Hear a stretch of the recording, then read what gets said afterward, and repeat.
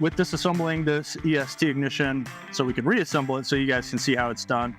We've already pulled the plug wires, the coil wire going to a ground and an ignition hot, and then the plug that goes from the module to the coil itself, we've pulled that.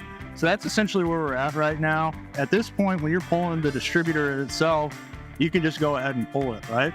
You can, or you can bring it up on top dead center. Kind of like pre-prep it. Right now, Okay. you know, Do we want to go ahead and pull it, bring it up on top dead center? you can. Okay.